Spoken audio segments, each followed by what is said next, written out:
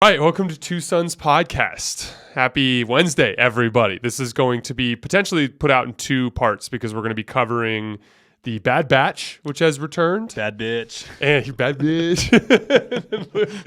And then Luke just finished the sixth and final book from Timothy Zahn, canon Grand Admiral Thrawn stuff. I'm So now we're going to be. Thrawnanite. You are officially a Thrawnanite. I am currently about 3/4 of the way through the fourth book for my second time through. I've just been ripping through it again. I'm moving, and my wife and I are going through a move. It's our 9th move since 2015. Can you believe that, Dude? Isn't That's that too insane? many. It is too many. Oh my gosh! And you know what's this funny? will be the last one. I haven't though. gotten any better at it.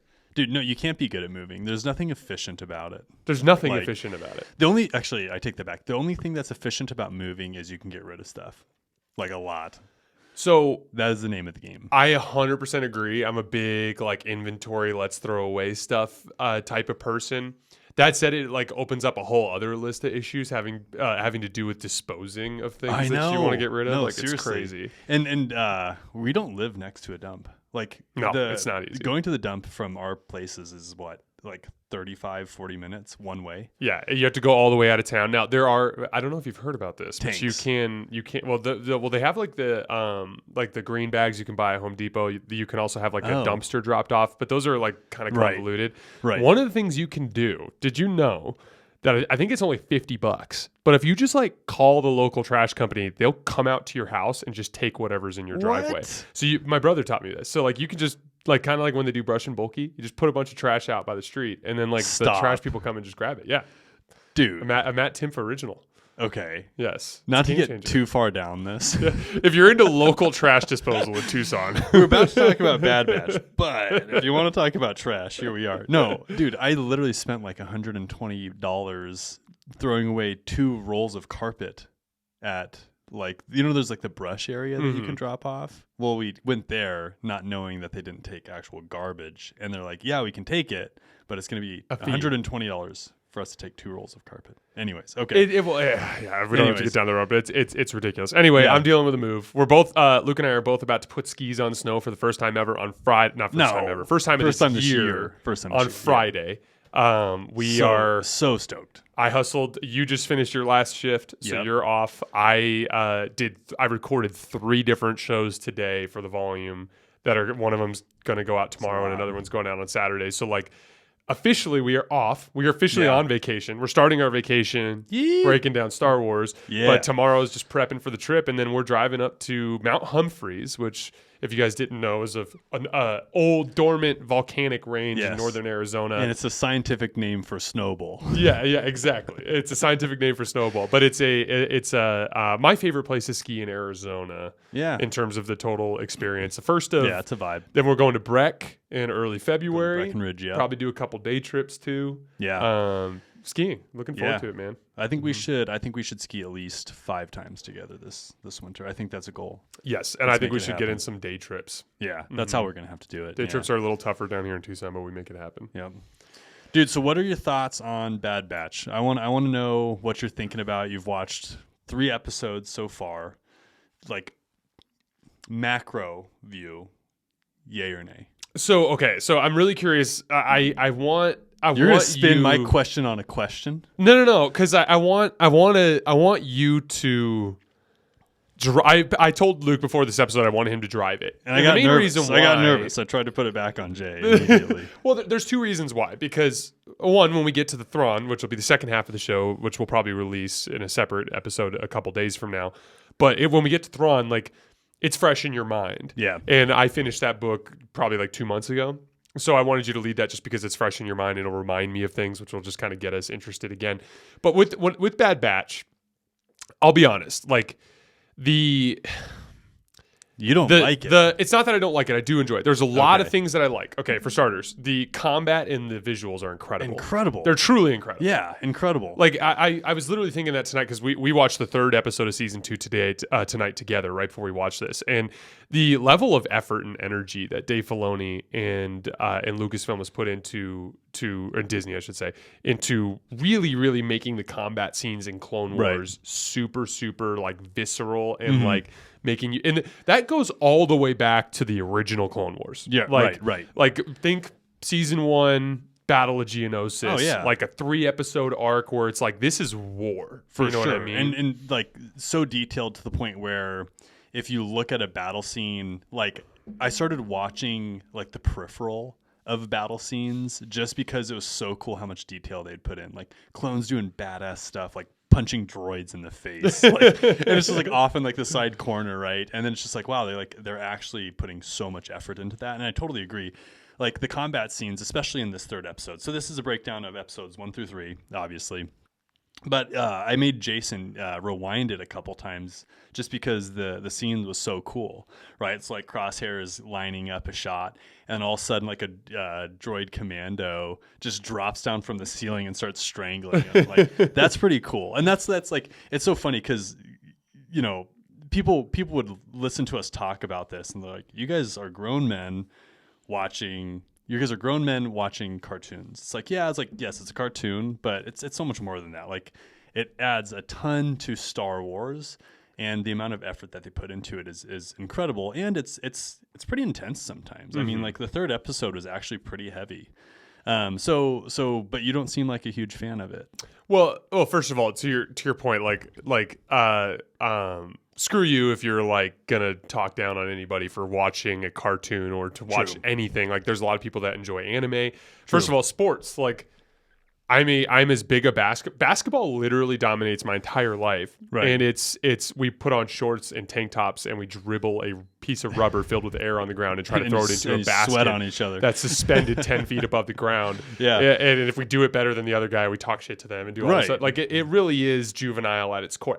Just about everything we do. And like, there are a lot of people that are into different types of fiction and those sorts of things. I don't think there's any sort of negativity there. And to your point about Clone Wars, like, Clone Wars has like a children's element to it. Mm-hmm. Like for instance, Omega is kind of brings this childlike element to it. Right. Like this weird thing where the Bad Batch is like trying to use stun on everybody. Dude, I was gonna bring that up. Like, what's up they with that? Are stunnas. Dude, I was totally gonna bring that up. You're like, okay, like let's not dive down into the notes this episode. I was like, yeah, I like that. And so I was like deleting stun guns off we can talk about whatever you want. My thing was we're experimenting without notes because I want you to lead this the way that you want to lead it. No, I agree. Like, and Stunna is one of the things we have to talk about. Stunna is distracting. Yes. Stunna is distracting, especially when it's like followed up immediately by not Stunna and like explosions and clones getting, blown up by rockets and droids, right? It doesn't I think here's the deal. Okay, so let's break it down. So season 1 finishes with this. We see unresolved conflict with the Bad Batch and Crosshair, right? Mm-hmm. And they essentially leave him on the platform that they discuss in the 3rd episode. But Crosshair does help them. He does. At one point. He helps them big time. And then the big thing is we find out that Crosshair actually removed his inhibitor chip. Oh, really? Yeah. I missed that part. Yeah, so that's like the big part of it. That is a big deal. Like when they're having like essentially a heart-to-heart, he's like, no, like I removed my inhibitor chip a long time ago.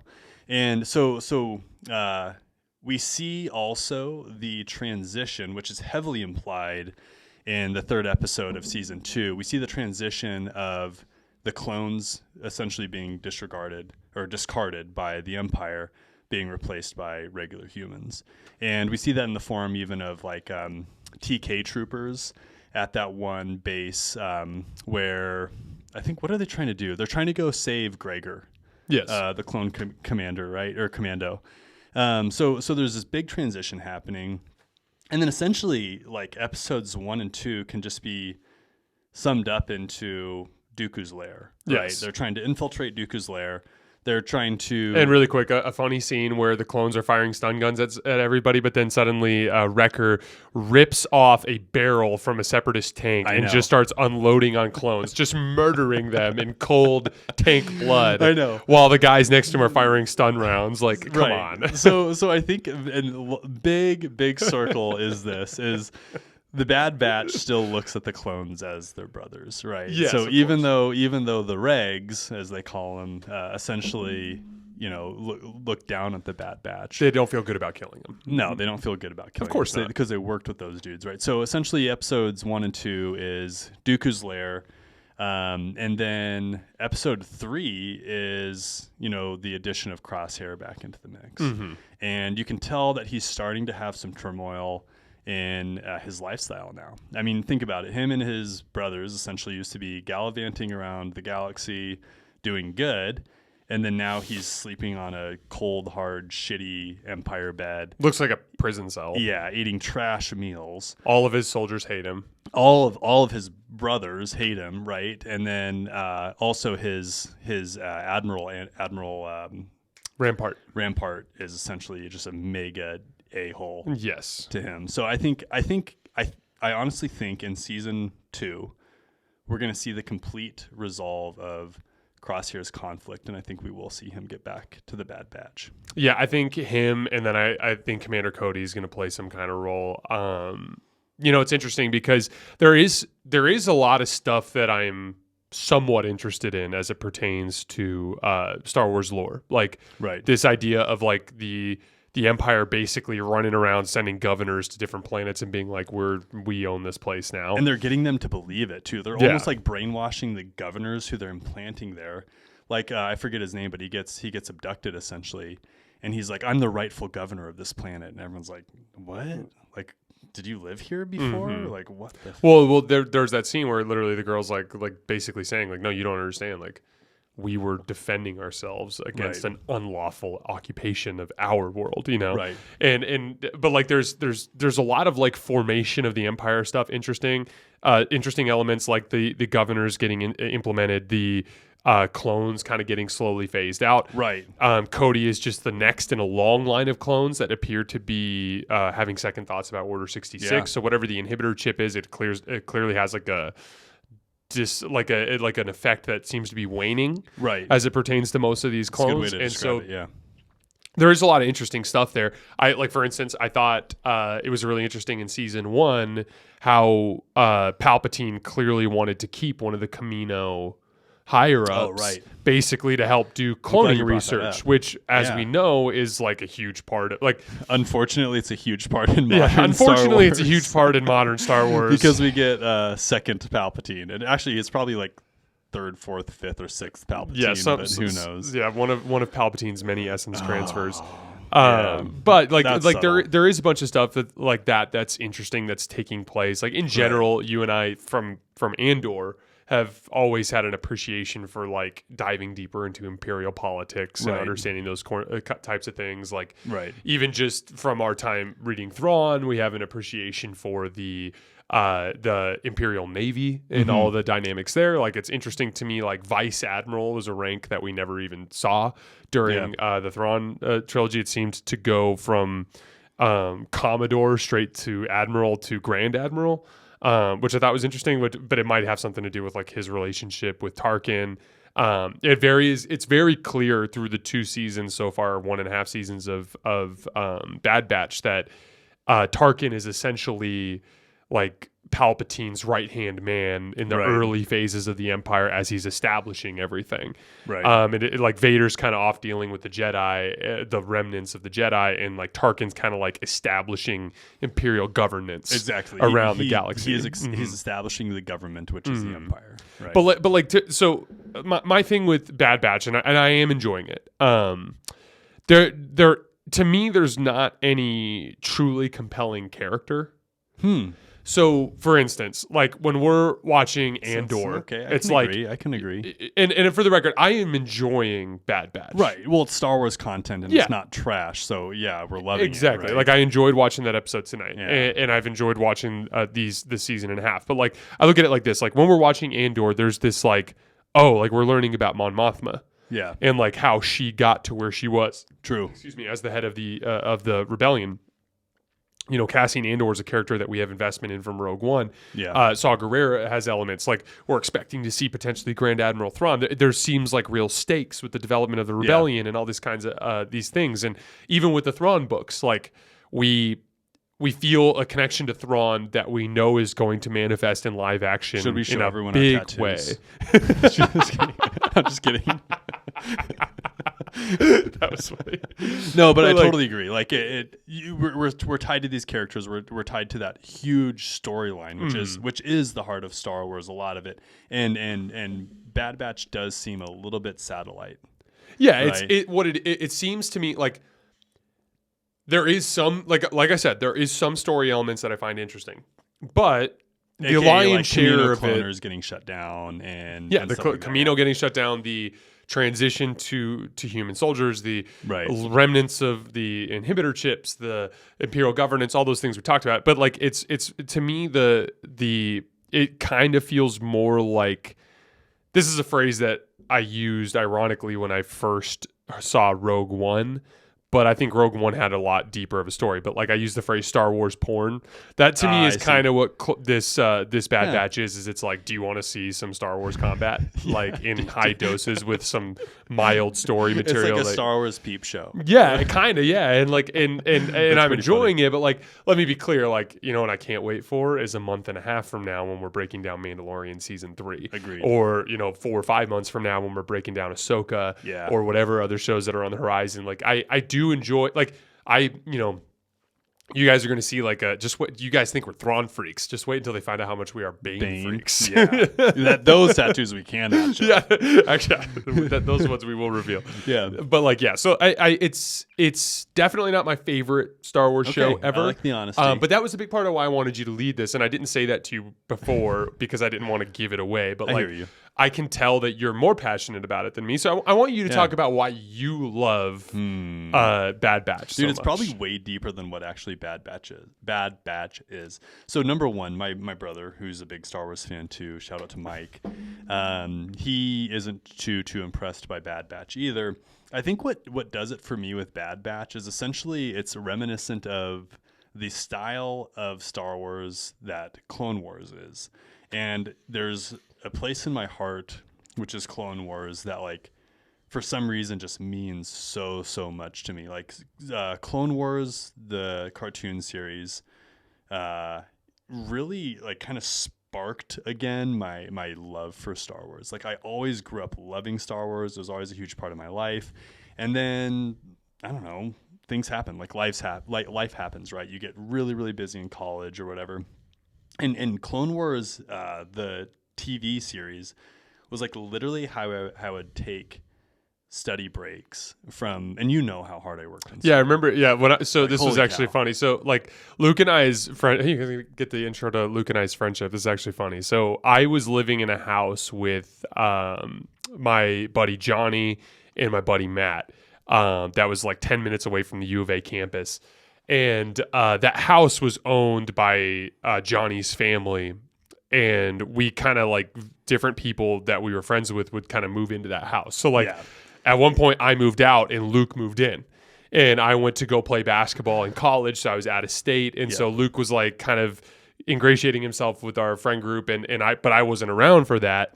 And then like Matt went off to Coach Easton, like in came or Matt, I think Johnny left to go to Austin, and then Kevin came in, and it, like his little brother came in. And so it was all these different guys living in this house. But that house was basically like home base for us when we were in college. It was like a non-official frat house for people who weren't in a frat and who like kind of knew each other but didn't. Like it was an odd house. It was a cool house. Exactly. But it was an odd house. Yeah. But like I met Luke when I finally moved home. And to be honest, like for the first year and a half, 2 years that we knew each other when I was in Tucson, like I would always see him in passing and it'd be the same thing every time. Like nicest guy ever, like had a beer in his hands, like, hey man, it's good to see you. Like how's everything going? Good, cool. Hey, listen, I got to go back and study, but hey, it was good to see you. And like, it'd be these like short little like 90-second bursts. And then he'd disappear off into his bedroom and study. But you did that because like you were laser focused on getting your degree. And I respected the hell out of you for it. But like I didn't see much of you at that phase. No, you're totally right. Like, yeah. Doctorates don't happen overnight. Come to find out.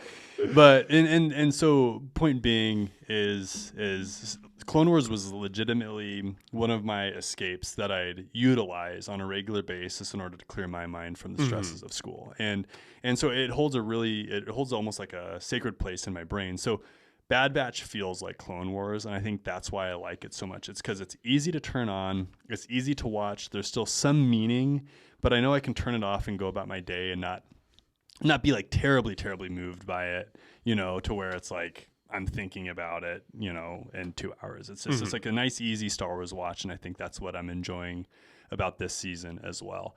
And to your point too, it does feel a little bit like kind of removed from the main storyline, to the point where when we saw Cody in episode 3, that was like the most entrenched I've felt in Bad Batch, just because he's a character that we know and love. He's a character that we know meant so much to Obi-Wan, and he's a character that ultimately turned on Obi-Wan. So it was like really cool to be able to see, like what happened with Commander Cody, and finally we understand, he went AWOL, which was like, it was a really cool like roundabout way to see like, okay, what's Commander Cody up to? Because we see a lot of other clones, and we see what they're up to, right? We see Rex, we see Gregor, we see Commander Wolf. Right, so it was really dope to see what Cody was up to. Well, and Cody in particular was he was somebody that was portrayed as not just a teammate / soldier, brother in arms with Obi-Wan Kenobi, but also as like a friend. Right, and watching him turn the tank on Obi-Wan as he's running along the mountainside, crazy. like that's the last we see of Cody. Right, so to like see that. It makes sense for him to kind of snap back to reality. Totally. And that's something I'm enjoying. I also have a similar love for Clone Wars and Rebels. But the one thing that makes it different for me is like I really enjoy Star Wars content regardless of the type, but I've always personally been especially attached to the Force storylines. Yeah, I see. Which is something I've always really enjoyed about Thrawn, is they do a really like subtle job of kind of like bringing the Force Anakin into shows Thrawn. up. Yeah. Well, that, and then like all the chaos navigation and stuff like that. But like essentially, to me, what I appreciated, like for instance, the last 4 episodes of Clone Wars, that were released post Disney, they are in my like top 5 Star Wars moments for me. Wow. Ahsoka's last fight with Maul, the Order 66, like all everything about everything with Rex, everything about that I loved. But when I look back at Clone Wars, like to me, the thing that I appreciate the most about it is the deeper dive into Obi-Wan, into Anakin, into other Jedi, and into Ahsoka, who like Ahsoka's, like Luke and I have our fanhood, like we're big fans of Bane, we're big fans of Thrawn. Luke and I are huge Ahsoka fans, and like when Ahsoka becomes on the forefront, that's going to be a big moment for us too in live action. But it's one of those things where I've always appreciated it, but like the Bad Batch is kind of like Clone Wars without the Jedi.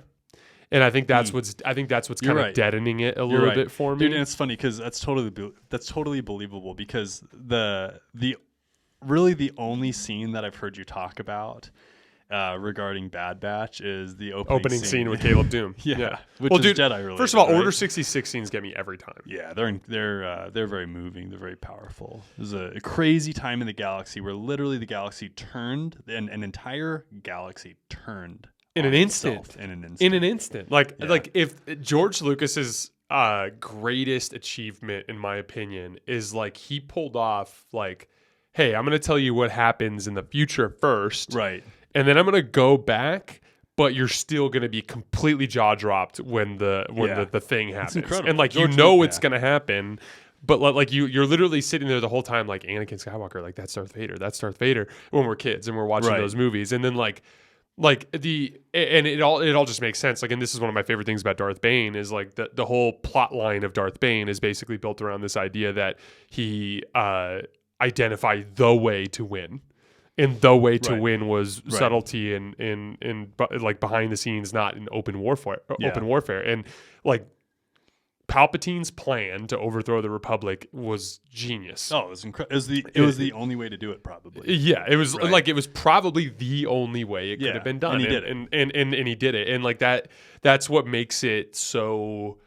It just makes that Order 66 is like the glue that ties all of Star Wars together in a lot of ways, because it just is the fulcrum on which the entire stakes of the universe hang on. It's something I've always appreciated. So again, I'm enjoying Bad Batch, and we're going to continue to for sure. The plan over the course of the next 6 months or so is going to be, we're going to hit on Bad Batch every week. We're going to hit on our books that we're reading every week. We're going to continue to hit on those things.